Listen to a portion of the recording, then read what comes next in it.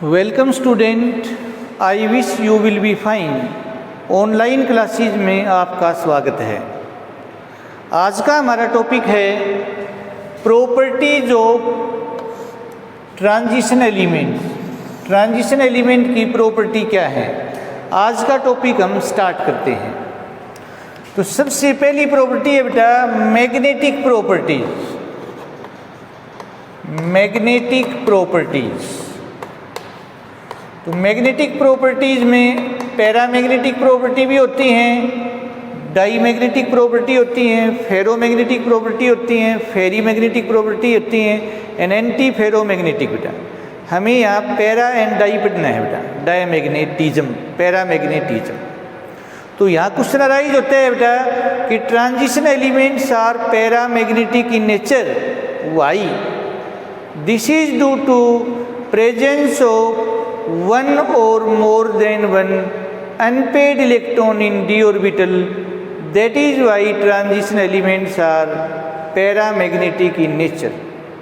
If number of unpaired electron increase, then paramagnetic character also increase. तो paramagnetism है, paramagnetic character हैं वो small n के directly proportional हैं। स्मॉल n को number of unpaired electron in d orbital बोलते हैं। फिर बात आती है बेटा कौन सा ज़्यादा पैरामैग्नेटिक है बेटा। एक कॉपर +2 है बेटा, जिंक +2 है, स्कैंडियम +3 है, आयरन +2 है, आयरन +3 है बेटा। तो अनपेड इलेक्ट्रॉन इसके पास तो 1 है बेटा, इसके पास 0 है, 0 है, 4 है और 5 है। तो सबसे ज़्यादा पैरामैग्नेटिक होगा बेटा फेरिकाइन बेटा। तो अनपेड इलेक्ट्रॉन जिसमें ज़्यादा होगा उतना ही वो ज़्यादा बेटे क्या होगा, पैरामैग्नेटिक होगा, पैरामैग्नेटिज्म रखेगा। ये डाईमैग्नेटिक है बेटा, पेड इलेक्ट्रॉन रखता है, ये भी डाईमैग्नेटिक है। जिंक भी डाईमैग्नेटिक है बेटा। कॉपर एक आयन, क्यूप्रस आयन भी डाईमैग्नेटिक है। जिंक भी जिंक आयन भी बेटा। कैडमियम भी कैडमियम आयन भी बेटे। मर्क्यूरी भी मर्क्यूरस आयन भी मर्क्यूरिक आयन भी बेटा पैरामैग्नेटिक है बेटा। सेकंड बेटा एक ऐसे भी क्वेश्चन आ सकता है बेटा कि transition elements are highly paramagnetic in nature. This is due to presence of a large number of unpaired electron in d orbital. That is why transition elements are highly paramagnetic in nature. Number 2 magnetic moment. Magnetic moment कहें बेटा या spin only magnetic moment कहें या spin only formula बोले बेटा, तो mu बराबर होता है बेटा n+2 bm यूनिट है बेटे बोर मैग्नेटॉन मैग्नेटिक मोमेंट की बेटा। तो मैग्नेटिक मोमेंट किस पे डिपेंड करता है, n पे डिपेंड करता है बेटा। n क्या है, number of unpaired electron in d orbital. अब जैसे बेटे कॉपर +2 की बात करते हैं बेटा, तो यहाँ n की वैल्यू कितनी होती है बेटे, 1 होती है। यहाँ 1 रख देंगे बेटा, तो म्यू बराबर आ जाएगा बेटे 1 + 2 √bm और √3 हो जाएगा। म्यू बराबर हो जाएगा बेटा √3 bm। √3 की वैल्यू क्या होती है बेटे 1.732 बोर मैग्नेटॉन बेटा।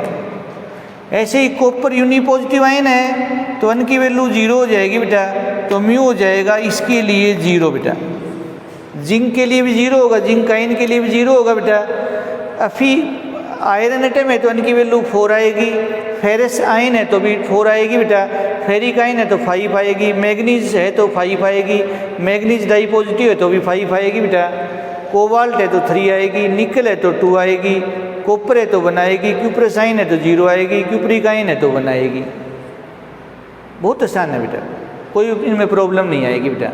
आपको एटम या आयन मिलेगा, एटॉमिक नंबर नहीं मिलता है तो आप याद रख लेंगे बेटा। अनपेड इलेक्ट्रॉन हम इलेक्ट्रॉनिक कन्फिग्रेशन से देख लेंगे बेटा।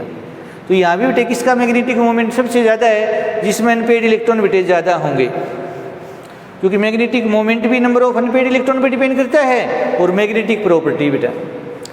थर्ड बेटा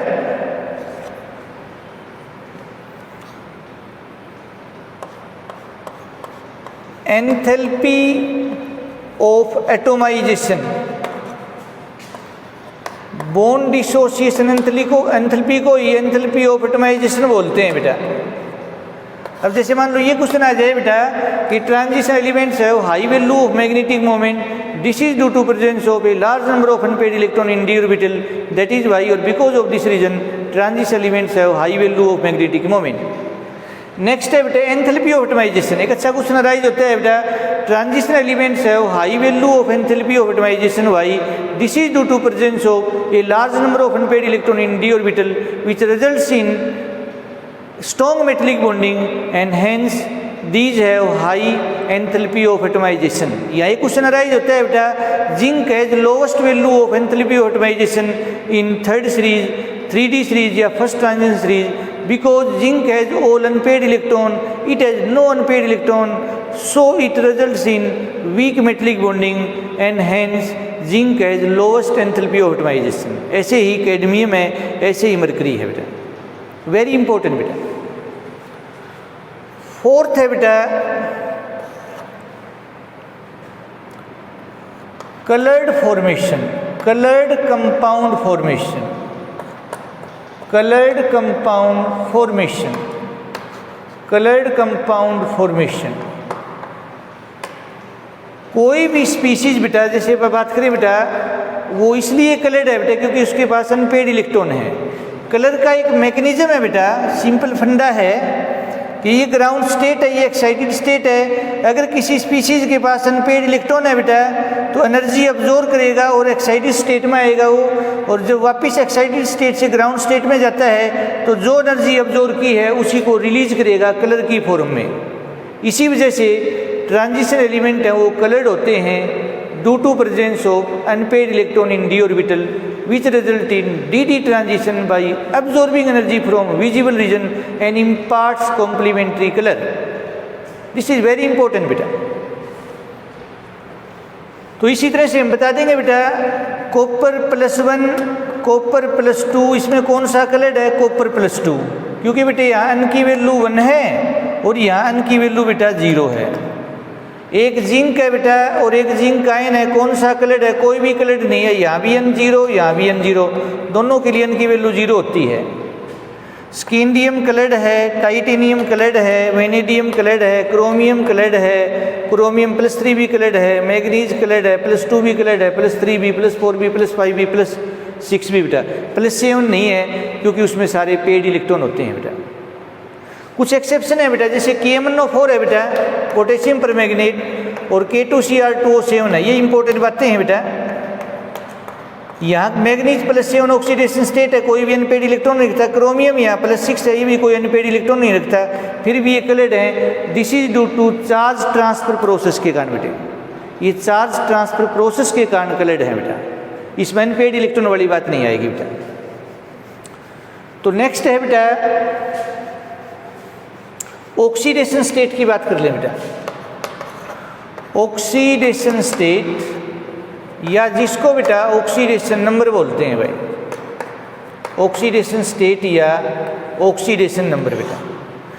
transition elements of variable oxidation state और multiple oxidation state why because energy difference between n-1d and ns orbital is very small, so electron from both orbital can participate in bond formation, that is why they show multiple oxidation state or variable oxidation states।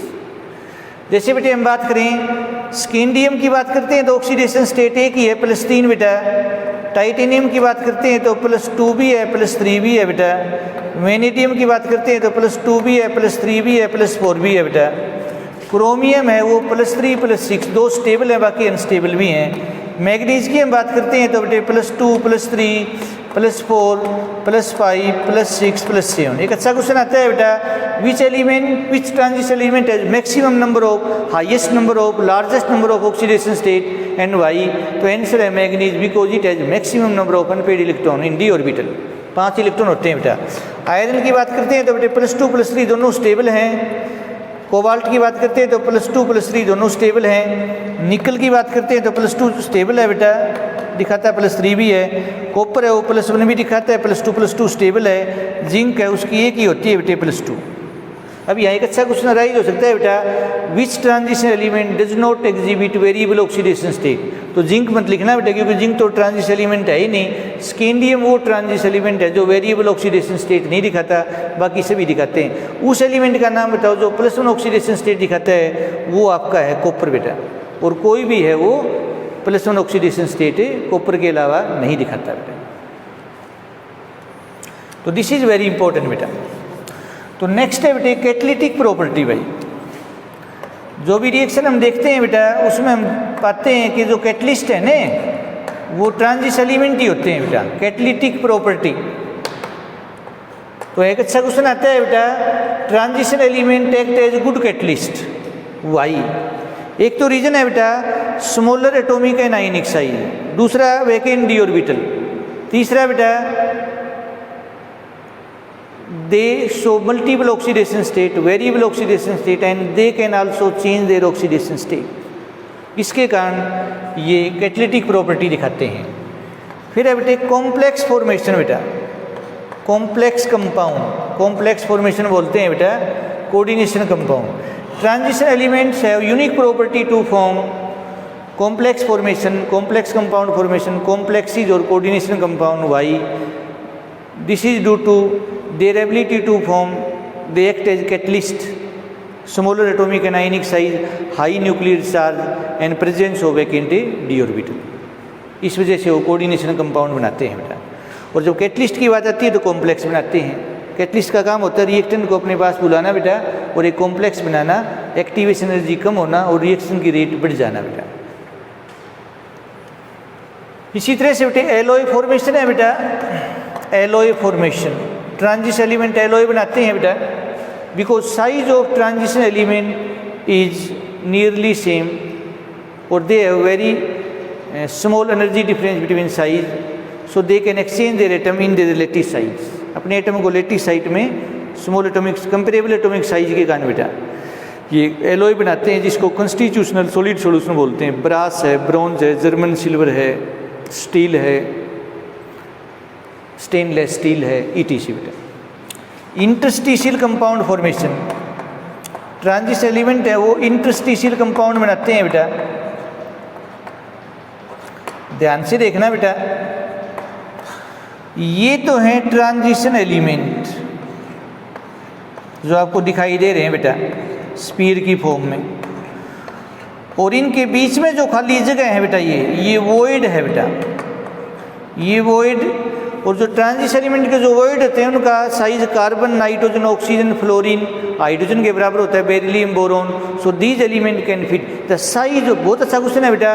Transition element have ability to form interstitial compound Y, non-stoichiometric compound Y, because size of voids of transition element is nearly same as that of size of hydrogen, boron, carbon, nitrogen, oxygen, fluorine, etc. And these elements can fit in these voids to form compounds which are known as interstitial compound or non-stoichiometric compound, because their composition is not fixed, इसलिए इनको हम stoichiometric compound बोलते हैं बेटा। फिर एक अच्छा question आता है बेटा अलग से, what are the characteristics of interstitial compound. पहली कैरेक्टरिस्टिक्स है these are harder than pure element, these have higher melting point than pure element, higher boiling point than pure element, higher density than pure element, they maintain their electrical conductivity और they are chemically inert. Pure metal reactive होती है, inert होते हैं बेटा। तो these are interstitial compound. कैसे बनाते हैं, इनकी प्रॉपर्टी क्या है बेटा। फिर बात आती है बेटे हार्डनेस, नेचर, फिजिकल नेचर बेटा। इसको फिजिकल नेचर बोलते हैं भाई। फिजिकल नेचर, एक फिजिकल स्टेट होती है, फिजिकल नेचर। तो ये हार्ड होते हैं बेटा। हार्ड क्यों होते हैं बेटा, because they have large number of unpaired electron in d orbital, so they form strong metallic bonding, hence these are hard. Hard है बेटा तो मेल्टिंग पॉइंट भी क्या होगा, हाई होगा, बॉइलिंग पॉइंट भी क्या होगा बेटे, हाई होगा बेटा। तो मेल्टिंग बॉइलिंग पॉइंट हाई होने का कारण भी क्या है बेटा, क्योंकि ये हार्ड होते हैं बेटा, इस कारण बेटा। अब इसी तरह थोड़ा ध्यान से हम देखें बेटा, जैसे ही हम बेटा किसी भी सीरीज में, जैसे 3D सीरीज की बात कर ले बेटा, स्कैंडियम से मैग्नीज मिडल होता है और जिंक है वो एंड है बेटा। तो अनपेड इलेक्ट्रॉन बेटे यहाँ तो कितना है बेटा, 1, और यहाँ कितने हैं 5 बेटा। तो up to the middle of the transition series, number of unpaired electron increases and then decreases due to pairing of electron. That is why up to the middle of the transition series, paramagnetic character increases, ability to form colored compound increases, magnetic moment increases, enthalpy of atomization increases, hardness increases, melting point increases, boiling point increases. This is due to, because up to the middle of the transition series, number of unpaired electron increases and then decreases due to the pairing of electron. This is very important question बेटा, कई question answer एक है बेटा। तो उम्मीद है बेटा आप बच्चों को आज का topic chemical properties of transition element समझ आया होगा। Thanks for your kind attention, have a nice day.